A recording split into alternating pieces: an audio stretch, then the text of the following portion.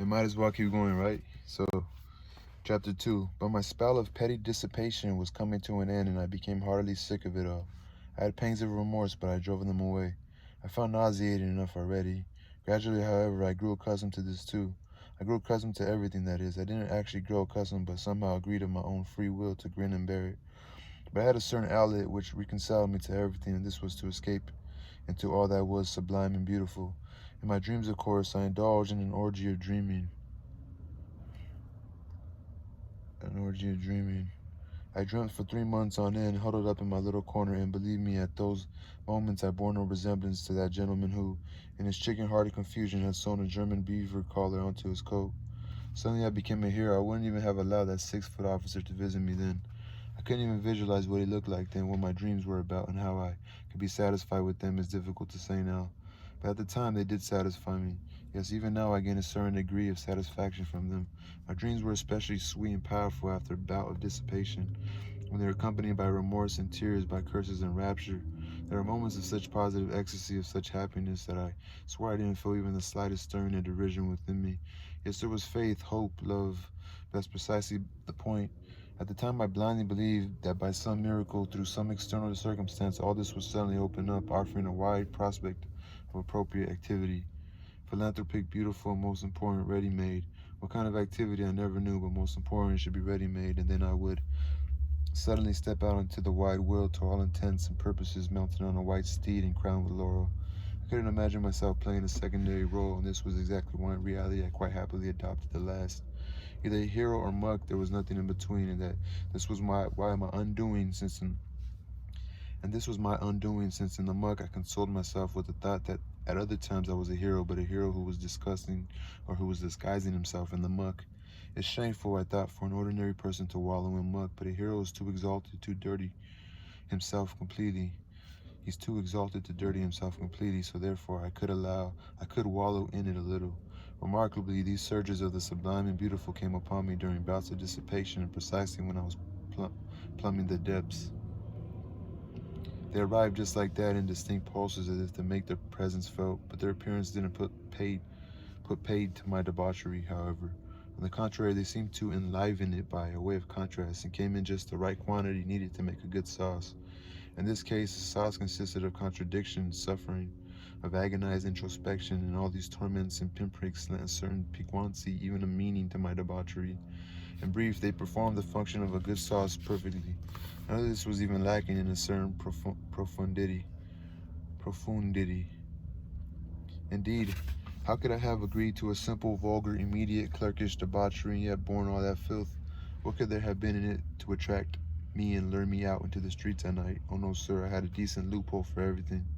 But how much, oh Lord, how much love I used to experience in those dreams of mine, in those escapes into all that was sublime and beautiful.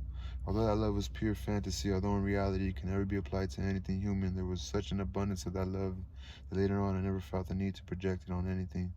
That really would have been a superfluous luxury. Everything, however, always ended extremely happy, in a lazy and intoxicating transition into art, that is, into beautiful ready-made forms of existence, forcibly stolen from poets and novelists and adapted to every possible kind of use and requirement. For example, I triumph over everyone, of course, all have crumbled to nothing and are compelled willy-nilly to recognize all my perfections, and I forgave them all. A famous poet and courtier, I fell in love, I inherit untold millions and immediately donate them to the human race, and I once confess my vices to the whole nation, which of course are not simple vices, but incorporate an extraordinary amount of the sublime and beautiful, something in the Manfredian style. Everybody weeps and kisses me, otherwise what insensitive brutes they would be, and I set off barefoot and hungry to preach new ideas and to rout the reactionaries at Austerlitz. Then they strike up a march, an amnesty is called, and the Pope agrees to leave Rome for Brazil. Next, there's a ball for the whole of Italy at the Villa Borghese, which is on Lake Como, since Lake Como has been transported to Rome specifically for the occasion. And then a scene in the bushes, etc., as if you didn't know. You'll say that it's vulgar and ignoble to parade all this in public now, after personally confessing to so many raptures and tears. Or why should it be ignoble? Surely you don't think that I'm ashamed of all this, or that it's sillier than anything in your own lives, gentlemen. What's more, let me assure you that some of it wasn't at all badly staged by me. Not everything took place on Lake Como, but you're quite right, it really is vulgar and contemptible. But more contemptible of all that, I've started justifying myself to all of you. But even more contemptible than that is the fact that I'm making this observation now. Well enough for this, or I'll never finish. One thing will be contemptible than what came before it. I was never capable of spending more than 3 months on end dreaming, and I began to feel an irresistible need to plunge into society. For me, plunging into society meant going to visit my head of department, Anton Antonik Setochin.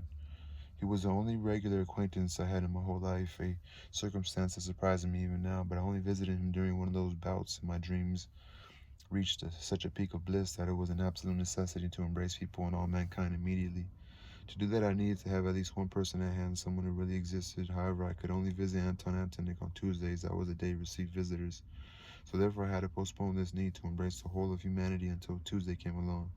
This Anton Antonik lived at 5 corners in a third-floor flat with 4 low-ceiling rooms, each smaller than the last, all very Spartan and jaundiced-looking. He had 2 daughters, and there was an aunt who used to pour out the tea. The daughters, one was 13, the other 14, had little snub noses, and they always made me feel terribly embarrassed by their constant giggling and whispering. The host would usually sit in his study on a leather sofa in front of the table together with some gray-haired guest, an official from our department, or even from some other. I never saw more than 2 or 3 guests. They're always the same. They would talk about excise duty, haggling in the Senate, salaries, promotion, His Excellency, and how to get into his good books, etc., etc. I had the patience to sit next to these people like a complete idiot for 4 hours at a stretch, listening to them, neither daring to nor capable of discussing anything with them. I would sit there in a dull stupor, and on several occasions I broke into a sweat with the feeling of paralysis hanging over me. But all this was useful and good for me. When I returned home, I would temporarily set aside my desire to embrace mankind. However, I apparently had another acquaintance, Simonov, an old school friend of mine. Very likely there were many of my former fellows in St. Petersburg, but I didn't mix with them and even stopped greeting them in the street. Perhaps the reason for my moving to another government department was to distance myself from them and to cut myself off at one stroke from my loathsome boyhood.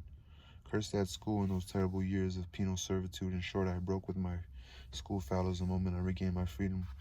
There remained just 2 or 3 whom I still greeted when I met them. One of them was Semenov, a very quiet and even-tempered person who hadn't distinguished himself in any way at school, but in whom I discerned a certain independence of character and even integrity. I don't even think it was as limited as that. Once we used to spend some fairly cheerful moments together, but they were short-lived and suddenly seemed to become shrouded in the mist. Obviously, he found these reminiscences oppressive and always appeared afraid that I might lapse in my former tone with him. I suspected that he found me extremely repulsive, but I wasn't really certain of this. I still visited him. Then one Thursday, unable to bear my solitude any longer and knowing that Anton Antonik's door would be closed on Thursdays, I remember Simonov.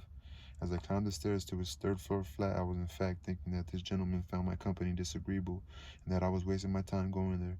However, as it always came about, that reflections of this kind only egged me on all the more.